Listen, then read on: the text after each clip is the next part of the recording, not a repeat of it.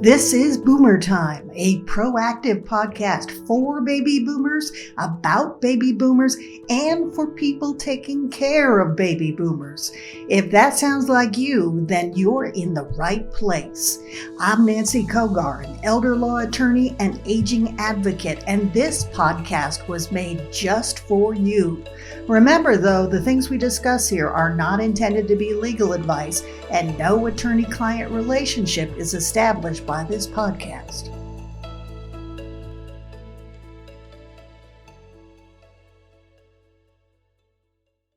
Well, hello, everyone. Hope you're doing well, and thanks for joining me. I'm your host, Nancy Cogar, and of course, this is Boomer Time, a show for boomers and for those taking care of boomers. We are talking about a very important topic today. Do you know that more than 1/4 of us, 25% of us, are caring for our parents and we're married at the same time?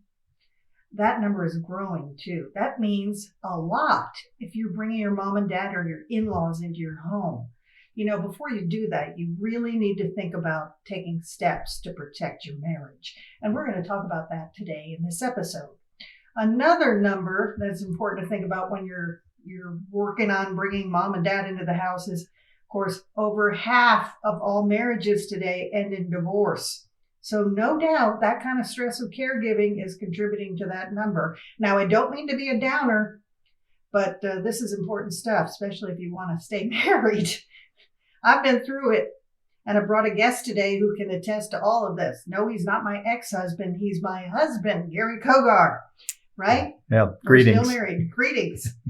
Okay, well, stay tuned because we are going to offer some helpful resources to you at the end of this show. And Gary and I are going to talk about some of the things we've learned by having parents not once, not twice, 3, 4 times in our house.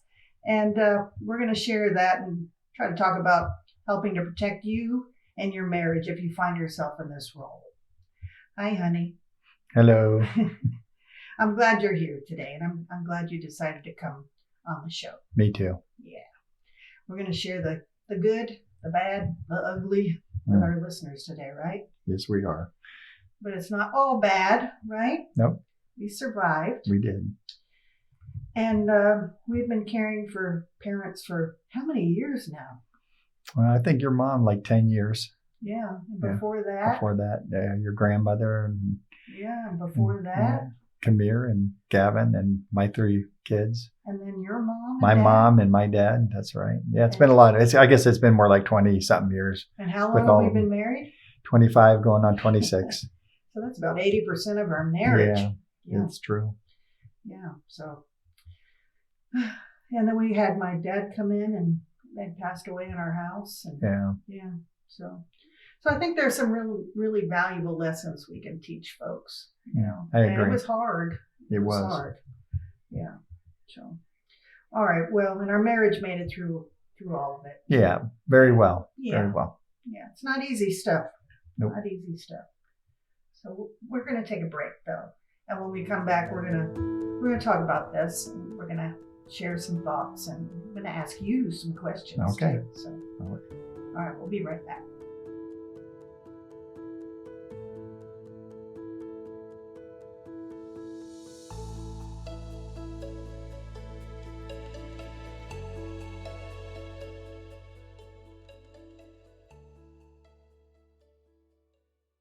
Okay, we're back. This is Boomer Time, and I am your host, Nancy Cogar. So as you know, if you listen to the podcast, I am an attorney here in Tennessee, and I'm also an aging advocate and a caregiving coach. And I've done it, folks. I've walked in your shoes, so I want to share some of that and give back. And I know it's a tough place to be, so I want to walk that walk with you. And I've not done it alone. I've done it with my hubby, and my husband, Gary Cogar, is here with me today. And we are talking about the impact caring for parents can have on your marriage. So you would know, Gary. I would. You're here. You can spill the beans. Ask away. All right. I don't know why I'm doing this to myself, folks. It's significant, isn't it? Especially when they move into your home. I mean, I moved not only my mother but my grandmother in at the same time. Right. Yeah. Yeah. And then later your father. later my father. And prior to that, we handled my mom and dad. They did not move in with us, but we still had to handle their time. And both my parents had Alzheimer's. Yeah. So it was a little difficult in that realm also. Yeah. And that's actually, that's another complexity. Yes. And we have dealt with that. And that's not something that I'm really going to dive into today, but it is something that I know people would like. Yeah, that might be a whole another show. Yeah, and it's pretty I hope difficult. maybe you could come back and talk about that. That would be great. Because I do think that's worthy of a whole other show, maybe a couple of shows. But, it is significant when you move a mother or a father or an in-law into your home. Everything from the emotional toll on your marriage, from physical intimacy to resentment, that can be there when, we've seen it, a parent can start to, or even try to be involved in the decision making, irritations when there are some bad habits that come with them. True. We've seen that. Mm-hmm. What do you think worked for us in those situations? Well, I think that, well, first of all, Nancy and I have a deep faith, and we trust God with our decisions, so we take it to Him first. But I think prayer was definitely the first focus of our relationship with parents and with ourselves, and being honest with ourselves about our feelings, not holding things in, which every human's different, but I had a tendency to hold things inside and then explode later when I couldn't contain it anymore. But I remember those days. Yes, those were bad days. Those were immature days, and thank God He helped me to grow up. And but being honest up front is a very, very key, I think, a key principle that we developed and strongly. And then if there was a problem, we addressed it immediately. If there were good things going on, we addressed that immediately too. Like, these are things that we want to see in the household. So, sometimes I think it's almost like you're mixing kingdoms, different allegiances. Your mom and dad always see you as a kid, even if you're an adult. So they have the kingdom of when you were one of the subjects, if you will. Yeah. And then they're coming into your kingdom, and they still remember when they were in charge. True. So the rules get mixed up. Yeah, I think that we kind of address that quickly too, because we set up boundaries, which I've seen people not do. If the boundaries aren't there, you're going to establish some new problems, and the parent is always in their mind, the parent. I see myself do that with my kids now, and they're 42, 40, and 38, and I can still, they'll be like, Dad, and then I see it myself going, hey, that we had to deal with that ourselves. Yeah. So I go, okay, set some boundaries, because it helps everybody. It even helps the parents to know it's not your house, it's our house, and keep that set. Mm-hmm. Well, and everybody has idiosyncrasies. I have them, you have them. I know what mine are. You know what yours are. You know what mine are. I know what yours are. Yeah, but when you add four people, it gets more complex. Some more. Yeah. I remember,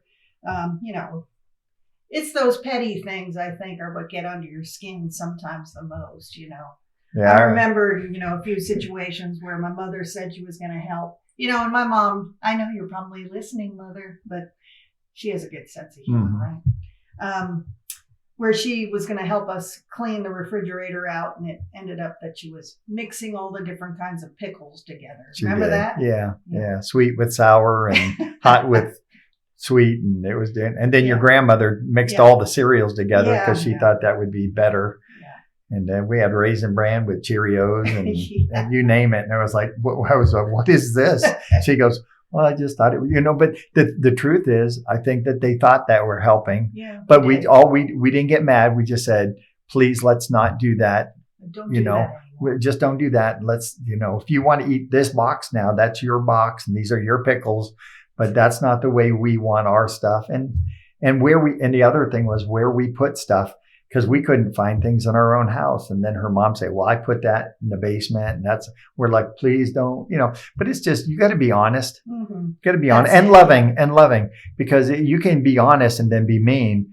And that's the wrong way to go. But be honest and loving and find some compromise in the household, because you have to remember they're probably not in your house by choice either. Yeah. Something happened in their life. Something went amok somewhere and they find themselves in your home.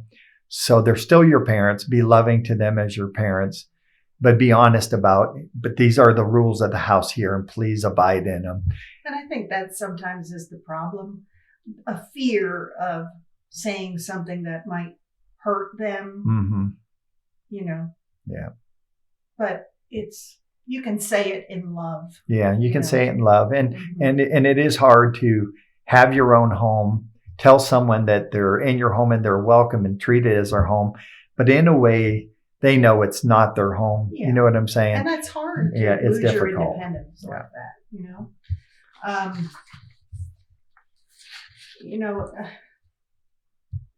Another issue, that comes into this as well is,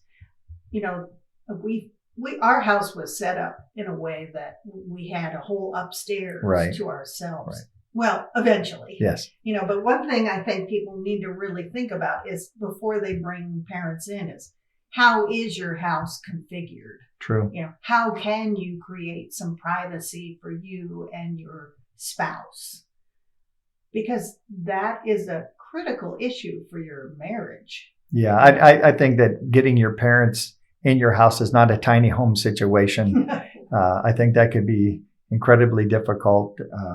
I almost question about the small home theory in the first place and how those are working out, but we don't have any numbers on that. But I do think when you add an aging parent who may be having some illness or physical capabilities, address that before you even move them in. Like what can we do to make this home both an intimate place for you and your spouse, but also a caring place where you're not making a parent that's got leg issues walk up steps and all this stuff, right? You have to, we had to compromise that and move upstairs and have your mom downstairs, your dad downstairs, but be flexible. Bedroom becomes parents, right? It does. It does. Mm-hmm. And that's okay too. You got to do what you have to do. Hopefully we're talking to many people who, their parents were loving to them because that can change situations, but yes. And, one of the things we also faced were they're serious medical needs. They're things that you need to prepare not only your house, but your lifestyle for. There were times when we'd wake up in the middle of the night and make trips to the hospital. Mm-hmm. And you've got to prepare yourself to be open to that. Those are things that are, not everybody's comfortable with that. Yeah, and that's something as a couple. You have to make that decision before anybody comes in your house. Like it's true that some people can't handle that. Then look at other alternatives. Mm-hmm. Is there a way to put him in a comfortable home that's different? And mm-hmm. there are things out there. There's things out there. Mm-hmm. That's right. Mm-hmm. Well, and I will say that, your previous career was helpful. Yes, I was a firefighter, paramedic in Florida, and as a paramedic, emergency responses that's not something that scared me, mm-hmm. but it was unique because I was still working, come home with all the lights on and one son saying they've all gone to the hospital. That's not something you want to hear when you come home from work, but still it was not something that threw me off, but be prepared for that kind of stuff. So looking back, is there anything that you would have done differently? I mean, there were a few times when we got irritated with each other, and I think most of it comes down to not communicating well. Yeah, I think that was the key one, was not communicating well to start with, and that has to happen. And I think before you ever even bring anybody into your house, you should say, is this house the house we can do this in, Mm-hmm. because sometimes you have to make some plan changes, and these are financial decisions. That's a whole nother issue, because you don't want to create financial stress. You talked about parents moving in being one of the stresses about divorces. Well, nothing's higher than money. Yeah. That's the top. So now you add money problems to that. Don't do that, but find out, is there a compromise? Because sometimes people have to move. They have to make some decisions. Well, especially if you have a parent that does not have finances That's right. to care for That's themselves. true. And you find yourself in a situation where you're caring for children, and then you've got a parent that needs financial assistance. Yeah. Sometimes that all reverses, and that happened in our situation where we were pretty much the total financial output was from our wallets, and you have to talk about that. And your siblings may not necessarily be able to help or are not willing to help. True. These are things you may face. So. And the other thing I wanted to mention too, as we're winding this up, is down the road there is that issue too of death and dying, and that's something not everyone, I would say very few people, are comfortable with. True. And and in my practice, where I do a lot of estate planning and end of life directives and things like that, I try to help people become more comfortable with that conversation, because it's just a part of life. None of us are getting out of here alive, unless, the Lord comes on glory and calls us all home. But it's just part of life. And, if you bring a loved one into your home and they're ill and at the end of their life, that's something you need to think about. You need to think, especially if you have children in the home, or you have your spouse there. Are you comfortable with this parent dying in your home? Yeah, I agree with that, because I'm a caretaker at heart. Mm-hmm. So, that was part of not only my nature, but my career. But your father being in the house, those were some of the most wonderful weeks of his life. He was so overjoyed to be in the house. And even though we knew he was in the state of dying and in hospice care, we were really his hospice care workers around the clock. Well, and you say that, and that's a big piece of it too. And I want people to know it's not just bringing someone who's dying into your house and not having resources there. Yeah, there are resources. There are. Hospice is a wonderful resource. We used them, and they were wonderful. And they offer not only health care, nursing care, medical resources, but they offer social workers, spiritual support, prayers, everything.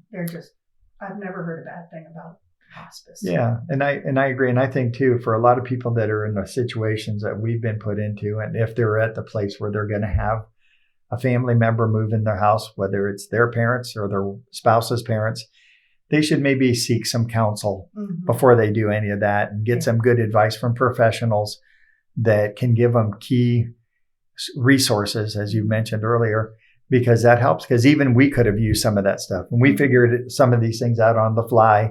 I don't recommend that the way to go. I just think that we happen to have had skills that helped us overcome that.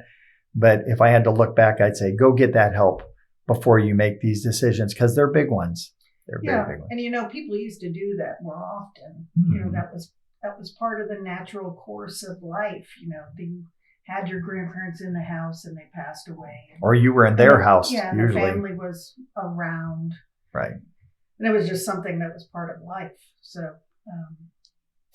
I don't know. It's something to think about. But, not everybody's comfortable with that. Okay. But these are important things to think about, especially, as we talk about in some of these episodes, the cost of institutionalized care. That's an important factor. So, all right, we're going to take a break, I think. And when we come back, Gary, I like to share encouragement and prayer. And we'd like to do that when we come back. And if you would do that after the break, that'd be great. And then I'm going to also share some resources and final thoughts. So we'll be right back. Fantastic.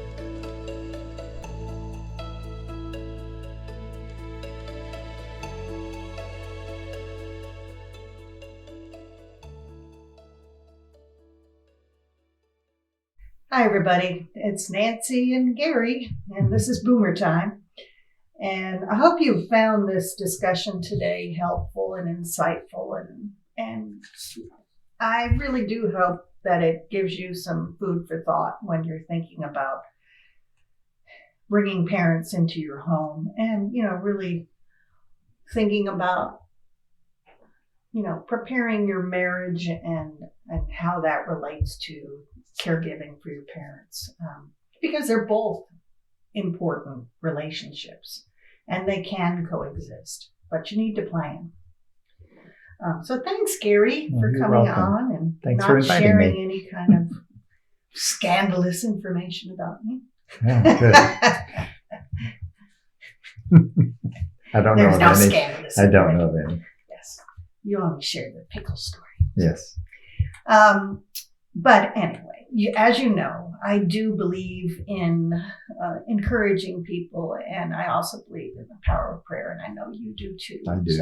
And this is such an important issue, and we pray for families, and we pray for people that are in crisis all the time. And I pray for my clients. I pray for people that are hurting and sick, and just all these issues. And I'd really love it if you would pray for my listeners today out there. And I'd be honored. yeah. If you would, that would be great. All right. Well, to all you listeners, thank you for tuning in. And I'd like to address Father in heaven, just touch all those that are going through difficult times. And these are tough times when you have to care for your parents. Pray always, pray often. Pray to the Father to give you guidance and wisdom and compassion. It is so dearly needed that we be compassionate and caring, being that we're all God's children. We're definitely, our parents were his children, and we have to treat them with love and dignity and respect. And we have to care for one another as husbands and wives. So give us guidance, give us strength, and give to every listener that peace that they will need in their marriage and as husbands and wives, to love those, their moms, their dads, their grandparents. And we thank you for all these things in your precious name. Amen. Amen. Thank you. I love you. I love you too. Thanks, Nancy. See, this is my best friend and my husband. That's the way to go, folks. So, and in closing, I always have resources available for you. And I wanted to share that I have some resources on my website, and it is looking at how caregiving affects marriage and some more tips on balancing marriage and caring for aging parents. So you can find those on my website at nancycogar.com. So make sure to check that out. And if you have a specific question or issue that you'd like us to discuss, feel free to reach out there again at nancycogar.com and let me know. And we can answer that question on an upcoming podcast. And I may have some resources that I can also send out to you. I'm sure I do, because I am always looking for resources, and I've got a great library of things. So you can also reach out to me if you want to schedule a time to talk with me about caregiving issues or estate planning for your families. There is more information on other issues on the website too. So also remember to subscribe to our newsletter, Elder Law News You Can Use. That's always chock full of wonderful news stories. And subscribe to our podcast at Apple Podcast and Spotify. So that about wraps it up for today. Thank you for listening. I so appreciate you. I'll see you next time.